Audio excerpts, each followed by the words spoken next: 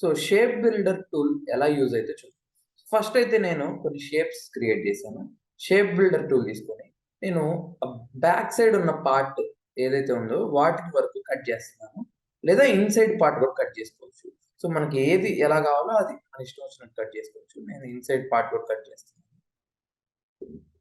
మనకి ఎలా కావాలంటే అలా డిజైన్. సో ఎక్కువ ఈ షేప్ బిల్డర్ టూల్ యూజ్ చేస్తే మనకి షేప్స్ మీద వాటి మీద ఎక్కువ కాన్సన్ట్రేషన్ అండ్ అవగాహన వస్తుంది.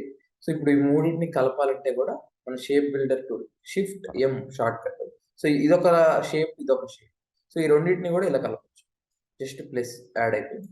సో ఇక్కడ షేప్ ని మిక్స్ చేయాలన్నా కట్ చేయాలన్నా కూడా షేప్ బిల్డర్ టూల్ అయితే యూజ్ అవుతుంది. సో ఇప్పుడు ఇదంతా కూడా ఒకటే షేప్. ఇప్పుడు దీన్ని మళ్ళీ డివైడ్ చేయాలంటే దీనికి ఒక లైన్ డ్రా చేసుకొని, ఈ టెక్నిక్ చాలా ఇంపార్టెంట్. ఈ లైన్ డ్రా చేసుకొని ఎటువంటి షేప్ అయినా సరే ఈజీగా మనం కట్ చేయొచ్చు. So shape builder tool shift M alt click చేసి నేను ఇటు సైడ్ తీసేసాను. అట్లనే ఈ షేప్ ను కూడా డిలీట్ చేస్తాను, ఈ లైన్ కూడా. ఓకే, సో ఇలా మన షేప్స్ ని కట్ చేయొచ్చు, డివైడ్ చేయొచ్చు, యాడ్ చేయొచ్చు. సో ఇదొక సింబల్ గా కూడా మనం యూజ్ చేసుకోవచ్చు.